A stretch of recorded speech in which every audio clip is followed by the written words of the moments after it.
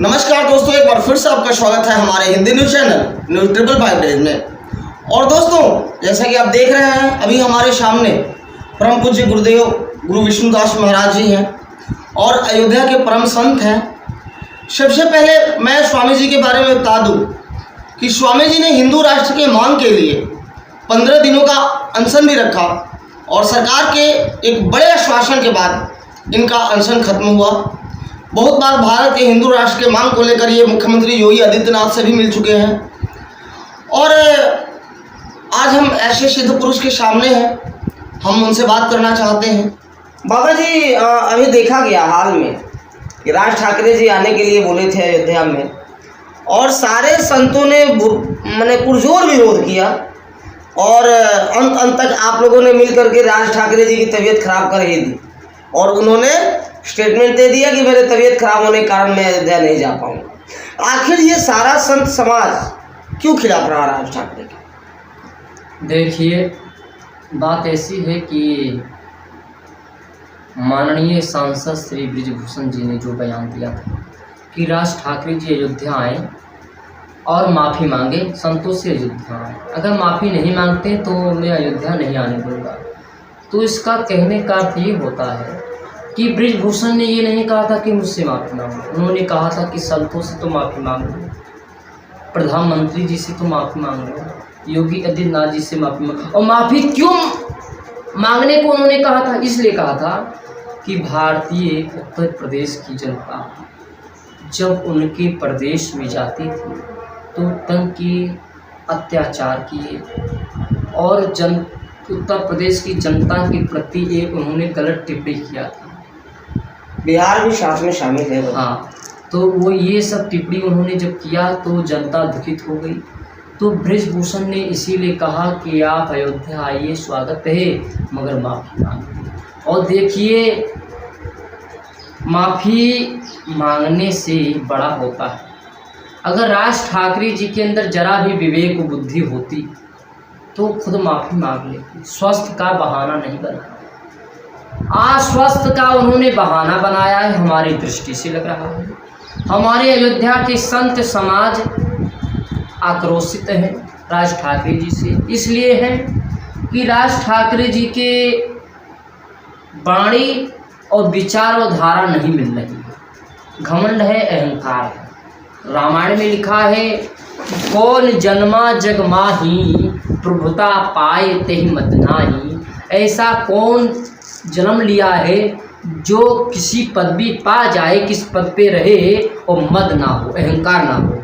तो राज ठाकरे जी जिस प्रकार संतों के प्रति उन्होंने प्रेम नहीं है, निष्ठा नहीं है और उत्तर भारतीय से प्रेम निष्ठा नहीं है, बिहार की जनता से निष्ठा प्रेम नहीं है, ये सब चीज़ को देख करके हमारे सांसद बृजभूषण अकेले हो करके उन्होंने ऐसा बयान दिया।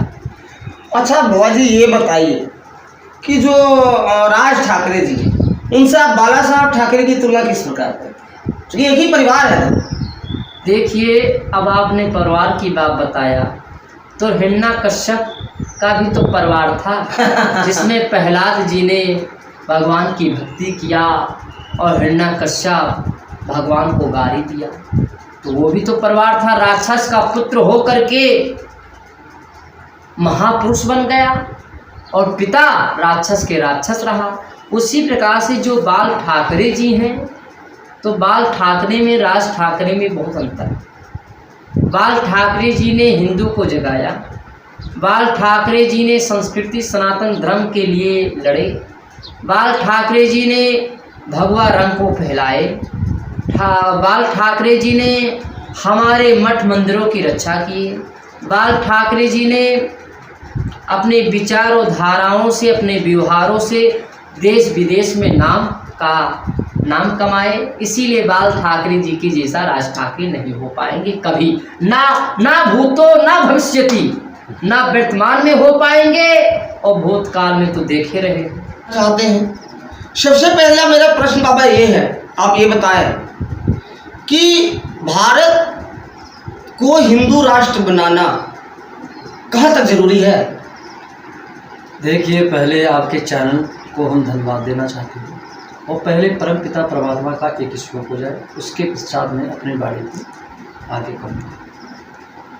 सच्चिदानंद रूपाय विश्वोत्पत्त्यादि हेतवे तापत्रय विनाशाय श्री कृष्णाय वयम नमः। सत्य की हमेशा जीत होती है और असत्य हमेशा हारा जाता है। ये हिंदू राष्ट्र इसलिए होना चाहिए कि अगर आज हिंदू राष्ट्र हो जाता तो जो हमारे मठ मंदिर तोड़े जा रहे हैं, जो मुस्लिम में और जातियां में जो बंटवारे हो रहे हैं, जो मुस्लिम लोग भेदभाव कर रहे हैं, जो मठ मंदिरों पे तोड़े जा रहे हैं, हिंदू त्यौहार में पत्थरबाजी जाता है किया, आज हिंदू राष्ट्र हो जाता तो ऐसा नहीं हो। और हमारे जितने संस्कृति सनातन हिंदू धर्म के जितने हमारे हिंदू भाई हैं, उनका यही विचार है कि हिंदू राष्ट्र हो जाना चाहिए। क्योंकि जब जिसको आप पाकिस्तान देखते हैं वो भारत की भूमि है। जब बापूजी ने देश का, जब उन्होंने देश में एकता था तो जो अंग्रेज़ों के द्वारा गुलामी भारत के लोग करते थे तो उन्होंने छुटकारा दिलवा दिया, स्वतंत्र। और ये स्वतंत्र भारत जब हो गया उसके बाद कुछ मुस्लिम लोगों ने कहा कि हमको अलग दीजिए, हमको रहना है, रहने के लिए एक हमको भूमिका दीजिए जहाँ पे मैं रह सकूँ। तो उन्होंने अपने भारत से ही आधा निकाल करके उन्होंने दे दिया।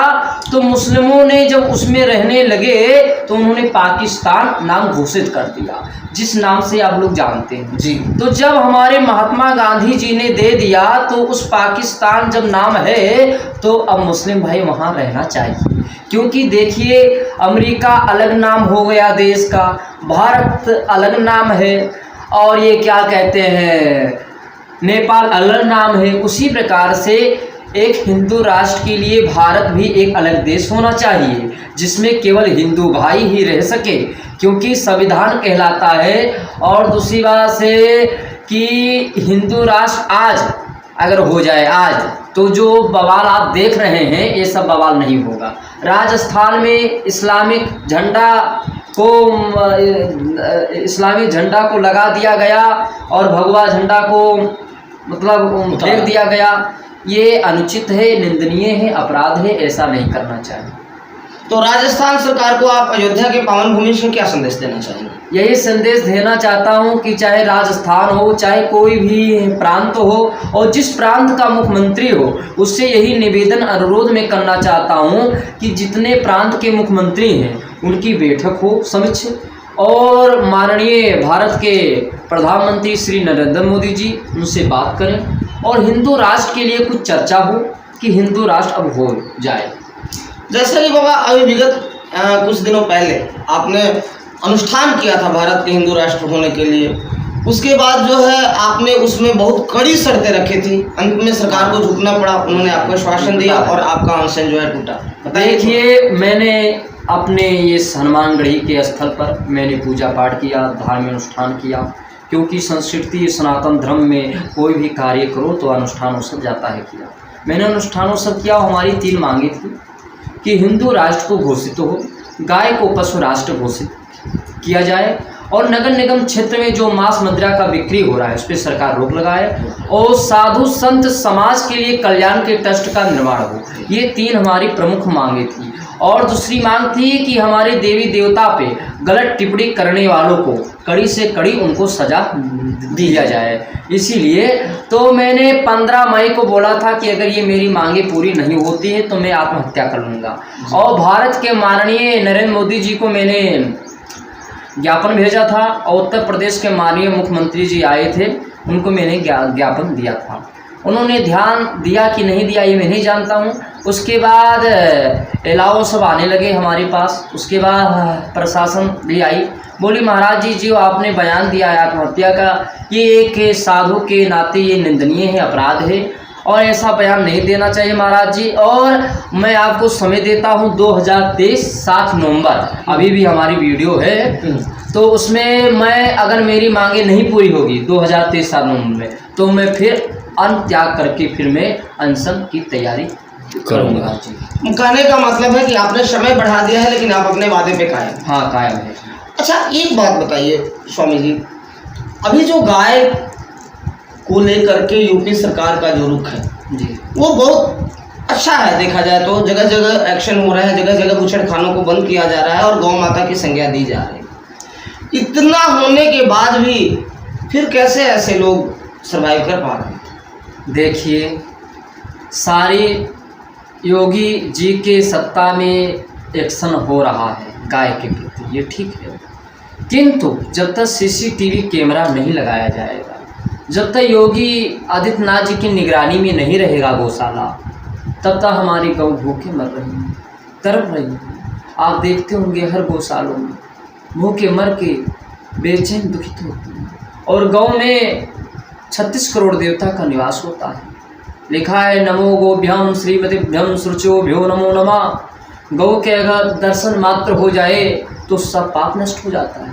गौ का मूत्र, गौ का गोबर ये औषधि भी होता है और घर को पवित्र करता है, गंगा जल माना गया है। इसीलिए हमारा निवेदन, अनुरोध निवेदन में करता हूँ उत्तर प्रदेश मुख्यमंत्री योगी आदित्यनाथ जी से कि जैसे श्री अयोध्या धाम में आकर के श्री राम जन्मभूमि मंदिर का निरीक्षण करते हैं, अयोध्या का दौरा करते हैं, घाट उत्सव का निरीक्षण करते हैं, उसी प्रकार गौशालों का निरीक्षण करें और योगी आदित्यनाथ जी की निगरानी में रहे, सीसीटीवी कैमरा लगाया जाए और भारत के माननीय प्रधानमंत्री जी की निगरानी में रहे। यही हमारी मांग है।